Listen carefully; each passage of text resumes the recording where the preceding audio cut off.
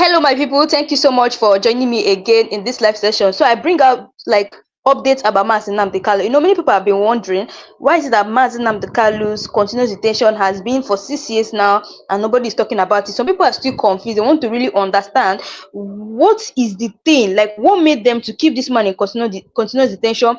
Many people, as far as are saying that is because he's an Igbo man, but some people are saying that it's not because of he's an Igbo man. There's something behind this man's continuous detention, and I want you guys to just listen to what this man has to say. This man is from Benue State, but what he said about Nnamdi Kanu is really shocking, and it's just as if that is just the exact reason why they kept him in detention. So guys, listen to this and I'll be right back. I used to hear my Igbo brother claiming the reason why Nnamdi Kanu is still being held in captive is because he's an Igbo man.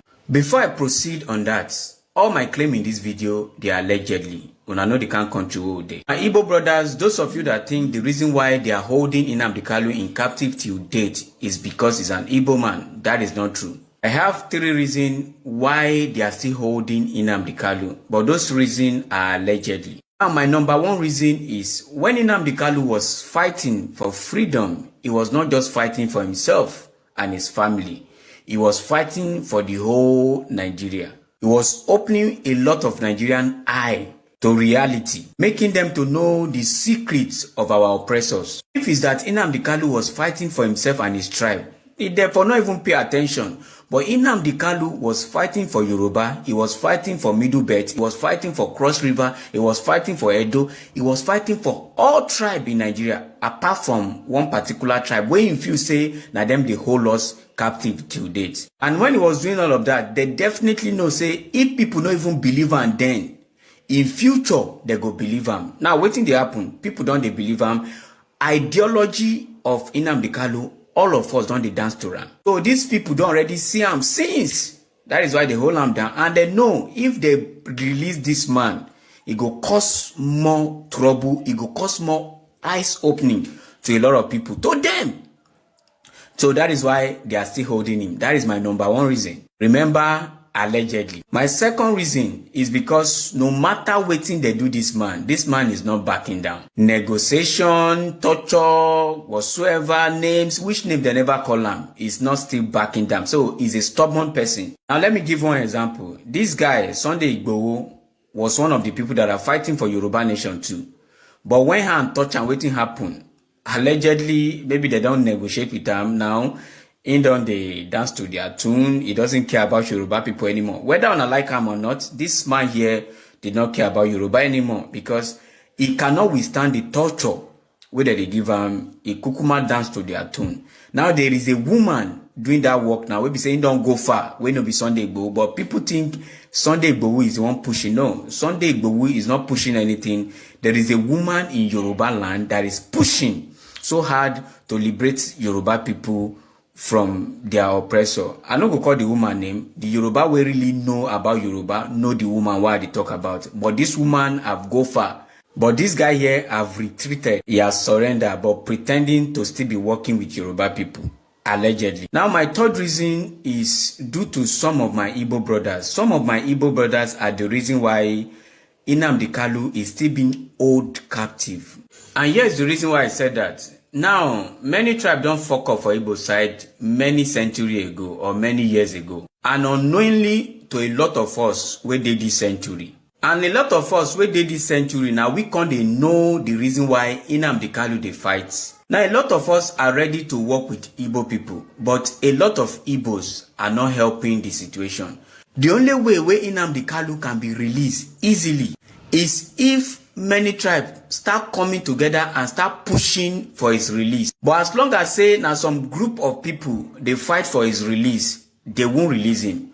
Even many Igbos are not fighting for his release. Many Igbos are just making money for his capture. If he says some of my Igbo brothers can just forget about history, let's come together, work on how they go release that man. Therefore don't release him.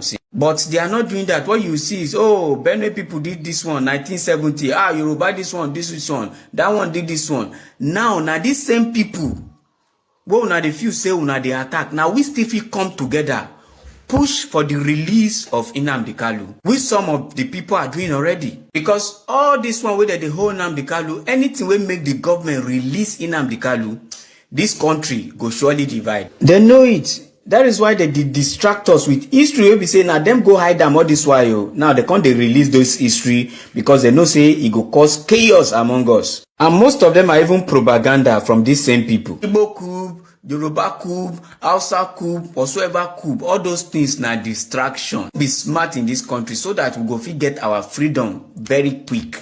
Even if all tribe in Nigerians are not one, which is true, we can still work together to push for his release. Anyway, make I not talk too much. For those of you that really understand the video, I know now understand. And for those of you now we understand, we go still pretend as if say una no understand, we una go still they insult me. It's okay. But the reality is, anything where they go on for Nigeria right now, everybody they partake from them. And without us coming together to fight the common enemy, we cannot achieve it. And our leaders' greatest joy is to see us being divided and fighting ourselves instead of them. Anyway, share your thoughts on the comment section responsibly, and for those that love to cry, cry responsibly on the comment section. Thank you. So guys, you guys have listened to what this young man have to say. This man is from Benue State. Now, if you listen to what he said that there are so many reasons that Nnamdi Kanu is still in detention that people don't know. It's not just because he's an Igbo man. No.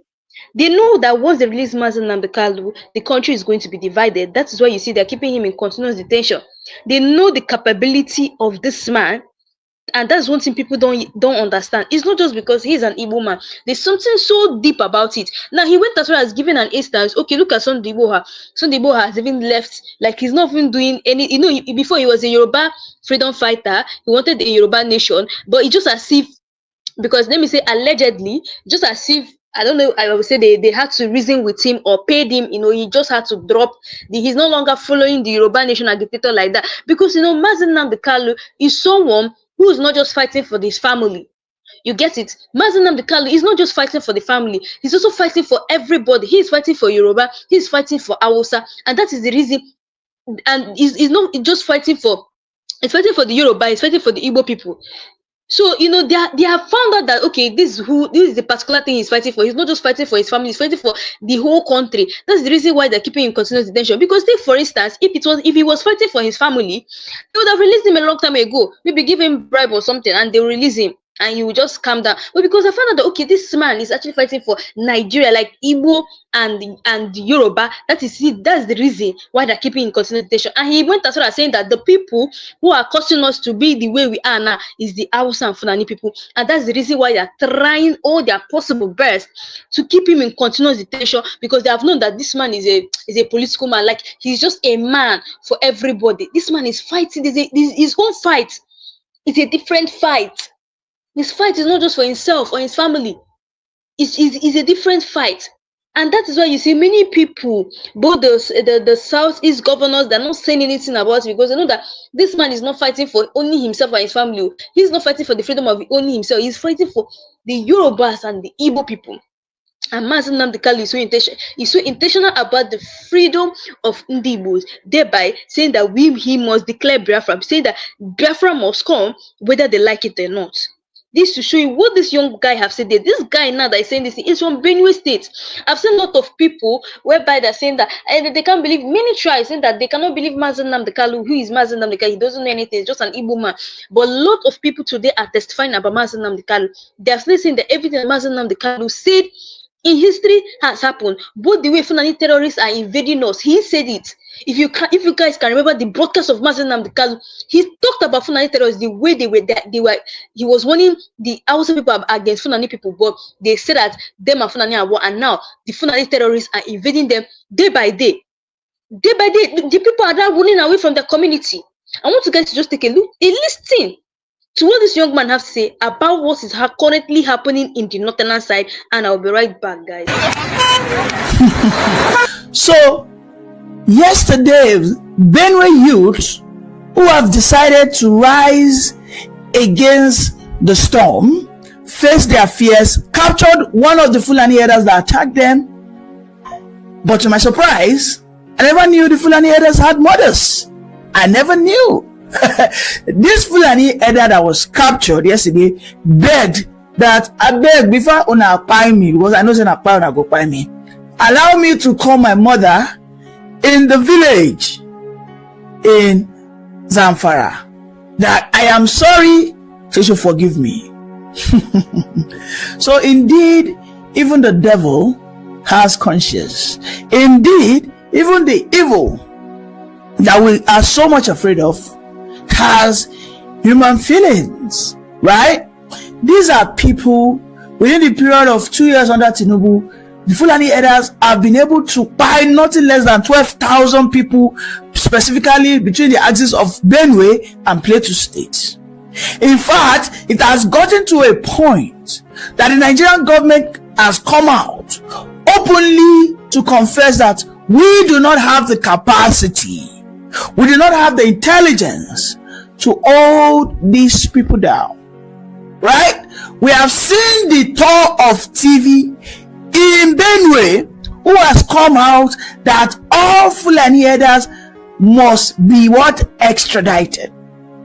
We saw in that interview, which I'm going to show to you in a couple of minutes, that the tour of TV challenged the Fulani Mieti Allah guy who came out and said that we, the Fulani herders, are not totally bad. We just have some few elements. This one now, we then capture.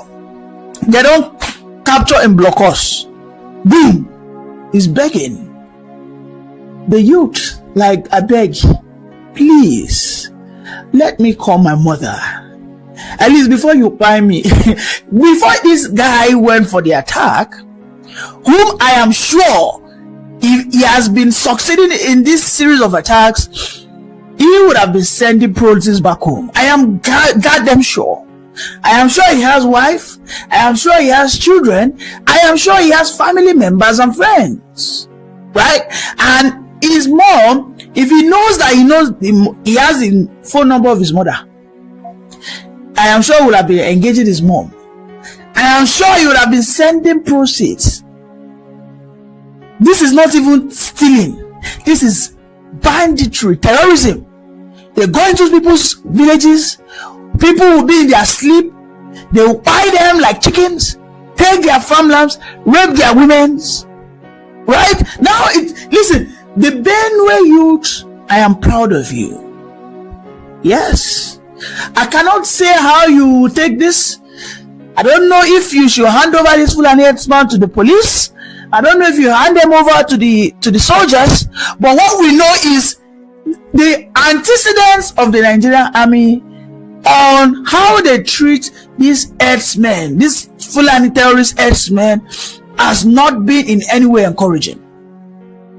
These are not my words. These are things that we know. We see. We observe. A campaign was started by the former Fulani president. Buhari said, let us stop the killings of the Fulani bandits. Let us capture them, use our federal money, build a house, whatever they call it, rehabilitation camp, rehabilitate them. When we ask them, have you have a change of mind? After like 6 months, we ask them, Ogashe, you don't change. You don't go kill again. All he has is, I don't change. My hands are clean. And you stopped.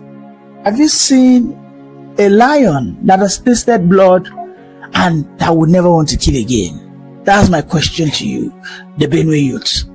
So, the camp was created, and anytime they capture a Fulani bandits, herdsmen, terrorists, they take them into that camp, rehabilitate them 6 to 1 year. They give them what we call agricultural what? Maybe they call it agricultural seed plants and 100,000 token as a what? As a capital seed or seed capital, whatever word it is used. Then they let them go. I can go on and on and on. Was it not the last time that I made a program that a man who was captured in the Abuja Kaduna train attack, that he was captured and he was in the kidnappers' dens, which are the Fulani herdsmen, for nothing less than 3 to 4 months, that to his surprise, 2 years later, he went to pray in a mosque in Abuja. That it was, in fact, the leader of the kidnappers that was leading the prayer session. And he saw the guy saw him and he recognized him, like, What did they do for you? He said, well, I am a changed man.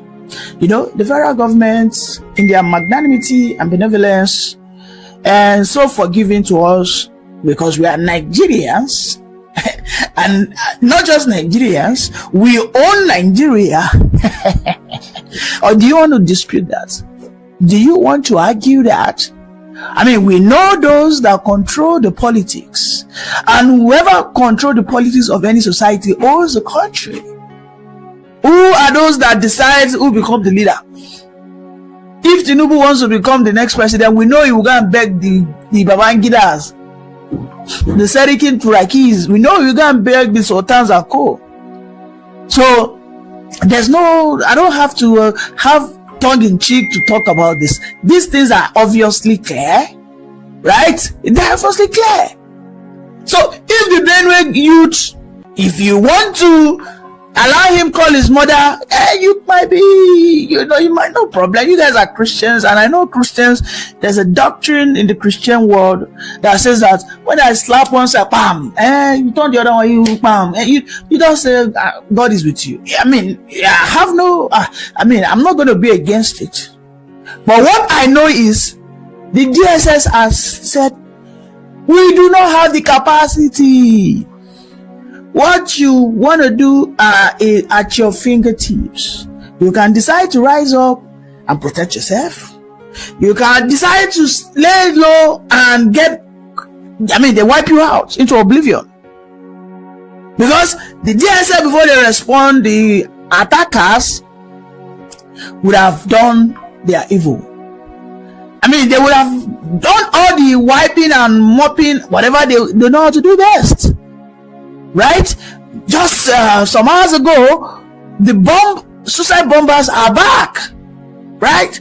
They are back. In a bus stop in Borno State, these suicide bombers, nothing less than maybe 40 or something people have been, they're gone. Innocent people. So what you tell me is, imagine you were able to grab the guy before he detonated the bomb, right? So the guy will not tell you, wait. Please, let me call my wife. I know you people will buy me, but let me call her, let me beg her, let me apologize. My darling, I'm sorry. I wanted to go and bomb about 50 people, but they've captured me. Please forgive me. Laughable. It is just laughable to me. This is a guy who is a very popular, notorious, heinous. When you talk of people who are just, they've lost touch with human feelings. They don't care. In one point, they use emotional blackmail for Benue youth to capture and say, wait, let me come. So that some people say, this guy. So, amongst the Benue youth, some of them might be emotional. This guy is talking with his mother. Let us forgive him. Let us go and hand him over to the Nigerian army. Maybe they will just, who am I? I cannot, I'm here in my own state, in Southwest, doing my thing, but I know that the gospels of Sunday Igboho rings well with me. I know that the gospel of Nnamdi Kanu, it strikes a chord in me. That you don't make a mistake by emboldening and empowering your enemies. What we are having is a survival of the fittest. Just you put yourself in the shoe. If you are not able to capture that guy, what do you think would have happened? As in, allow that guy just 1 minute. Allow him 1 minute to go. So maybe you guys listen to what this young man have to say. But to be honest, I think that Nigeria should start legalizing the use of gun. Like, this is my own opinion. They should start legalizing the use of gun in Nigeria, so we're able to defend ourselves. Because you know why all those things are happening in Nigeria that some of you are not aware. Why all those spyings are going on in Nigeria and all these terrorists are invading our houses is because they have not yet authorized the legal use of guns in Nigeria. Let me tell you guys, if they legalize the use of guns in Nigeria, I'm telling you guys, the terrorists are going to run away. Yes, by the time that everybody is now moving about with gun, like when I mean everybody, no one can say, okay, let me shoot this person. It's not going to work, because when you see someone wants to attack you, you're already ready to attack the person. And once the person see that, oh, you're also ready to attack, he or she will flee away. So when we try to legalize the use of gun in Nigeria, you find out that the insecurity in Nigeria is going to drop to 0% if we legalize it. Just like a time where okay, yes, this, you guys are popular with this activist, very dark man. He went to Turkey. You In Turkey, they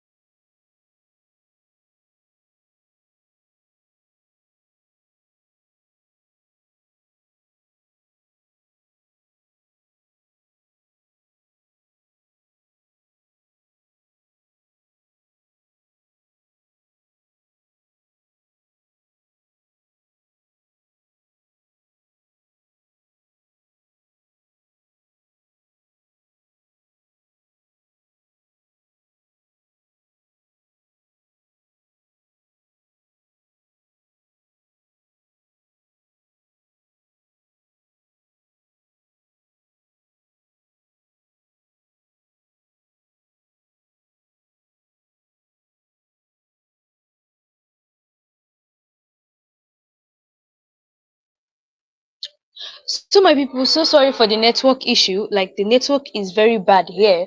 So reading on to like what next is actually happening. Like I told you guys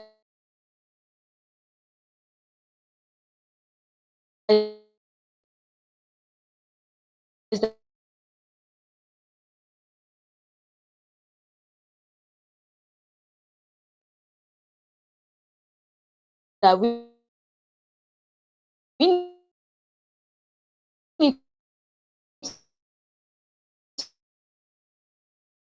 to like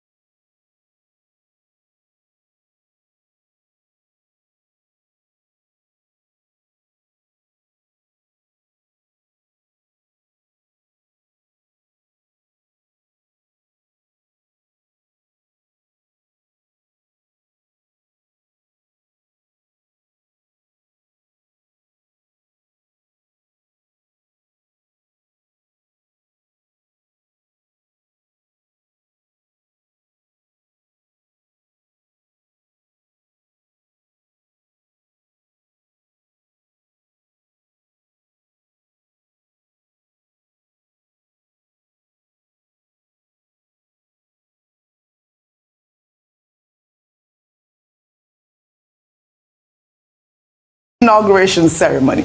President Bola Ahmed Tinubu appeared to have snubbed the governor of Lagos State, Babajide Sanwo-Olu, in apparent confirmation of the speculation of a strained relationship between the president and the governor. In a video that has now gone viral, Tinubu was seen exchanging pleasantries with dignitaries who attended the ceremony. However, when Tinubu reached Sanwo-Olu, he ignored the governor and extended a handshake to Usman Ododo, the governor of Kogi State. Let's take a look.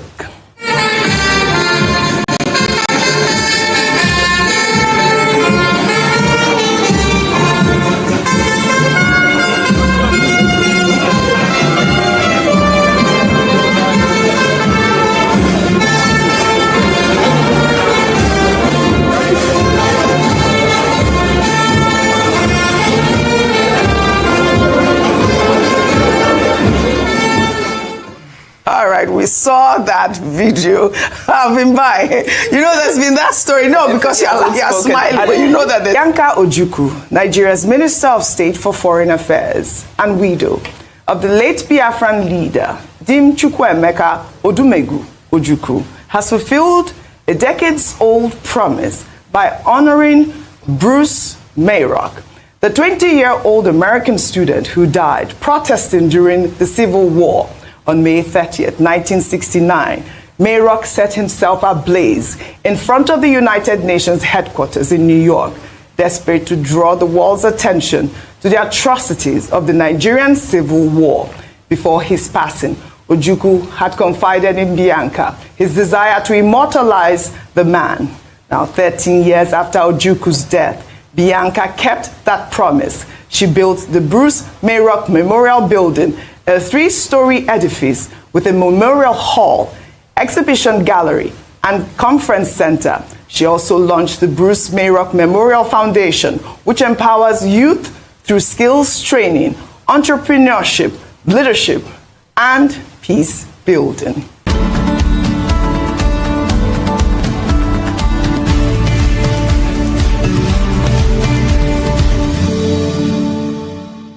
Bianca described the project as a tribute to courage and a lasting reminder of the power one voice can have against injustice. Dr. Abati, over to you. Okay. 51 years after the end of the genocidal, fratricidal civil war in Nigeria, 1967 to May 1970. I think it's refreshing, it is enlightening, it is instructive to see that the memory has not faded. And this is what Nigerians must realize, that memory is something that is very important as part of our collective heritage. And what Mrs. Bianca Ojukwu is doing is to remind us of that part of history. Now, so this Bruce Merock Memorial Building is to remind us of that history. It's supposed to be a memorial building that records the history, iconic moments, and also pay tribute to this American who sacrificed himself in protest against that fratricidal war, in which over 100,000 troops died, over 2 million people were displaced. On a daily basis, over 10,000 persons were killed, and a lot of persons also suffered from malnutrition. Children, particularly. We talk about Gaza now. In Nigeria between 1967 and 70, we had a similar situation where many children died for no reason, for a war in which they were completely hors de combat. So this is about memory, this is about history, this is about a museum that will provide education for generations to come. So I think it's a commendable initiative. But what is more important here is about Mrs. Ojukwu's loyalty, commitment, devotion as a widow.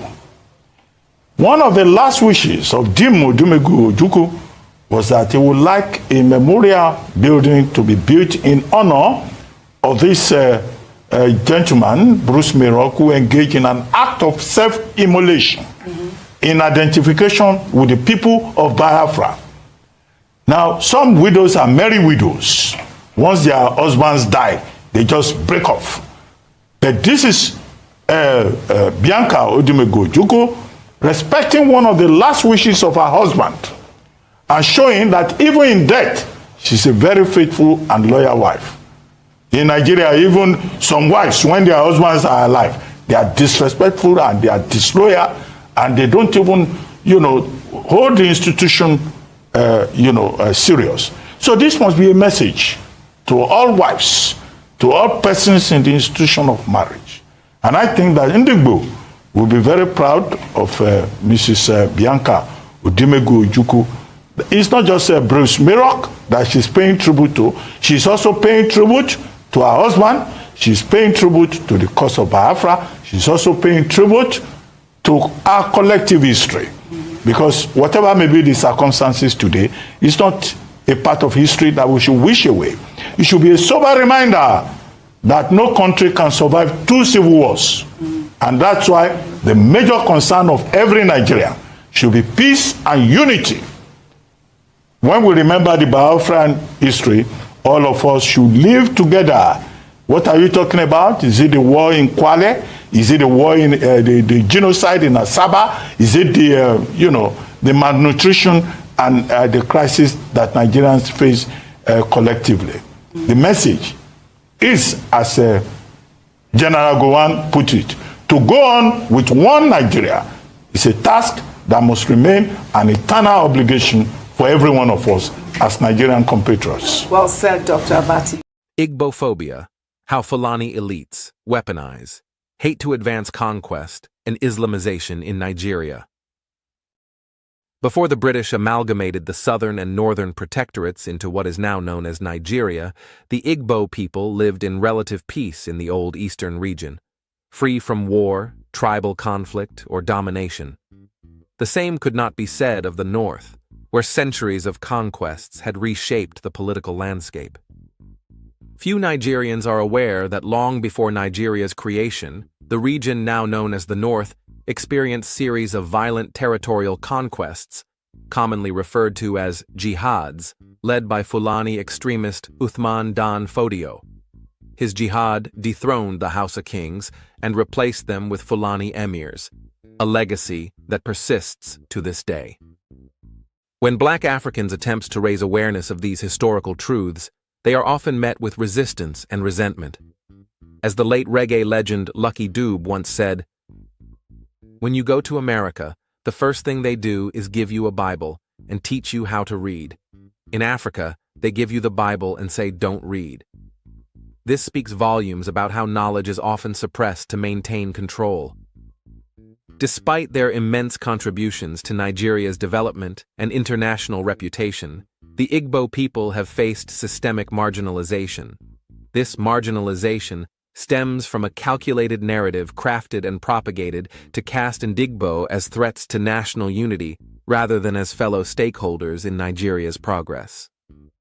In an interview published in the Parrot newspaper on October 12, 1960, shortly after Nigeria's independence, Ahmadu Bello, the then premier of northern Nigeria, infamously described Ndigbo as domineering. He stated, "The Igbo are more or less the type of people whose desire is mainly to dominate everybody.